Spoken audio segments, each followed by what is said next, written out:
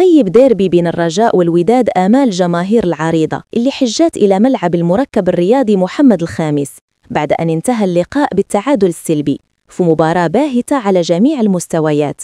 ورغم الأجواء الرائعة اللي صنعتها الجماهير في المدرجات بلوحاتها الإبداعية وهتافاتها المتواصلة، إلا أن الأداء فوق أرضية الميدان لم يكن في مستوى التطلعات، فقد غابت الفرجة والندية اللي اعتاد عليها عشاق الديربي، ليخيم الحذر المبالغ فيه على مجريات اللقاء منذ الدقائق الأولى. الرجاء حاول فرض سيطرته في الشوط الأول من خلال استحواذ على الكرة وبناء الهجمات عبر الأطراف، غير أن اللمسة الأخيرة غابت أمام المرمى، في حين اعتمد الوداد على المرتدات السريعة دون أن تشكل خطورة حقيقية على مرمى الحارس. وفي الشوط الثاني استمر الإيقاع البطيء مع بعض المحاولات الخجولة من الطرفين دون أن ينجح أي فريق في هز الشباك، لتنتهي المباراة بتعادل سلبي هو الثالث بين الغارمين في آخر 5 مواجهات. هذا التعادل جعل الرجاء يرفع رصيده إلى 12 نقطة محافظاً على مركزه في المراتب الأولى، فيما أصبح رصيد الوداد 11 نقطة في وقت اعتبرت فيه الجماهير أن النتيجة لا ترضي الطموحات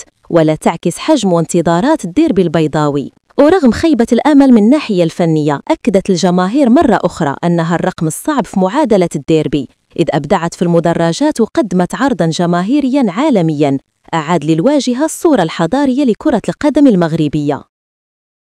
ووجه ياسين صالحي النجم السابق لفريق الرجاء الرياضي والمنتخب الوطني المغربي انتقادات لاذعة للمدرب الجنوب إفريقي فالدو دافيدز عقب الأداء الباهت اللي ظهر به الفريق الأخضر في مباراة الديربي أمام الوداد الرياضي اللي انتهت بالتعادل. وفي تدوين نشرها عبر حسابه الرسمي على موقع إنستغرام، عبر ياسين صالحي عن خيبة أمله من أداء الفريق قائلاً: كان الديربي بلا روح، اللاعبون الذين شاركوا بدوا ضعافا، لا في القوة البدنية ولا في الحماس، لا أعرف ما الخطة التي لعب بها المدرب بينما كنا نحن في غاية الضعف، لحسن حظنا أن الوداد كان أضعف منا، لا داعي لتبرير الأداء فالصورة كانت واضحة، المدرب كان متابعاً أكثر مني، عليه أن يصلح الأخطاء سريعاً لأن الرجاء لا يدار بهذه الطريقة. أختم ياسين صالحي تدوينته بالتأكيد على أن الرجاء فقد هويته الفنية خلال المباراة وأن التشكيلة بدت مشتتة وغير منسجمة، داعياً المدرب إلى إعادة ترتيب أوراقه